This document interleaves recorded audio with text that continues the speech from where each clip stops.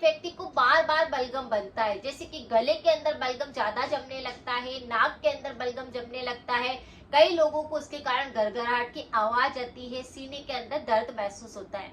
अगर किसी भी व्यक्ति को इस प्रकार का संक्रमण रहता है तो आज की रेमेडी उन सभी के लिए। जैसे कि हम बात करते हैं रीजन की, रेमेडी के रिमूव की। अगर आपको बार बार बलगम जमता है तो इसके पीछे बहुत सारे कारण होते हैं और उनको जानना बहुत ज्यादा जरूरी होता है। ऐसे व्यक्तियों का इम्यूनिटी सिस्टम जो होता है वह काफी कमजोर रहता है।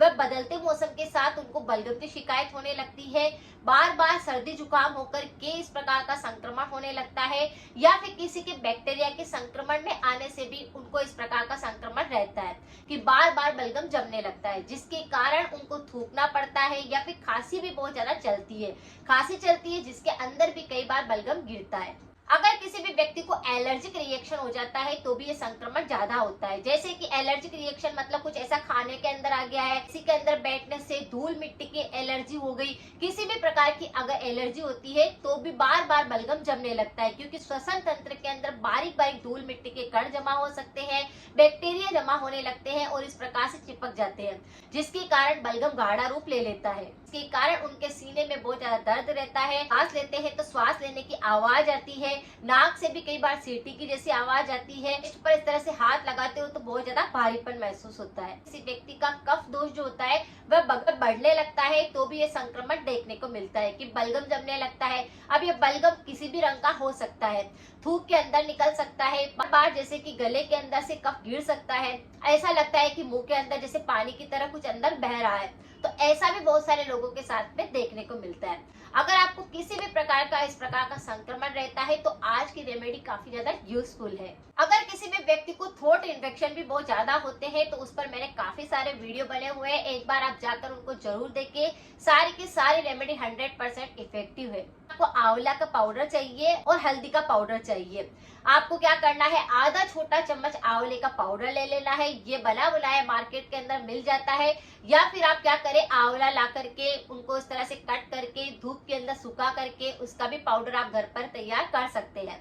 तो आप क्या करें, आधा छोटा चम्मच आंवले का पाउडर लीजिए, उसके अंदर चुटकी भर आपको हल्दी पाउडर मिक्स कर लेना है और इसकी रात को सोते समय पर आपको गर्म पानी के साथ में फाकी लेनी है।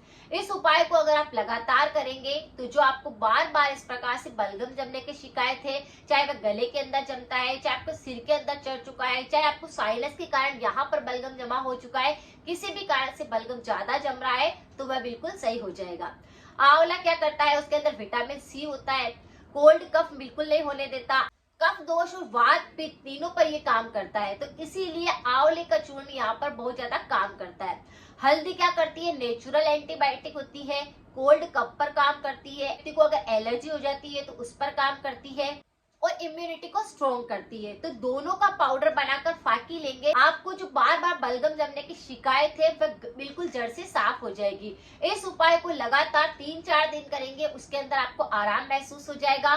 जो थूक ज्यादा आता है, बार बार बलगम गिरता है, खांसी के साथ बलगम गिरता है, या फिर आपके गड़गड़ाहट की आवाज आती है, यहाँ पर पूरा जमा हो गया है, तो सारे संक्रमण को बिल्कुल सही कर देगा। यह बिल्कुल नेचुरल उपाय है और इसे करने से आपको काफी आराम मिलेगा। इस प्रकार से इस रेमेडी को आप कर सकते हैं, लेकिन साथ में कुछ परहेज जरूर करें।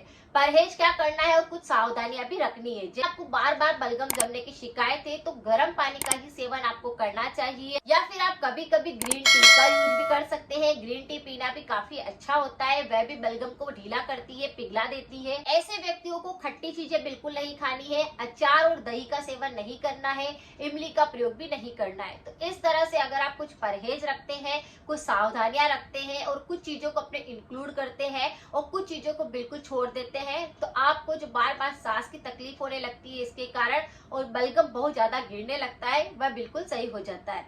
अगर जानकारी कुछ यूजफुल रही है तो सभी के साथ जरूर शेयर करें और एक फीडबैक के रूप में कमेंट बॉक्स में आपको कुछ फायदा मिलता है उसे जरूर लिखकर भेजें।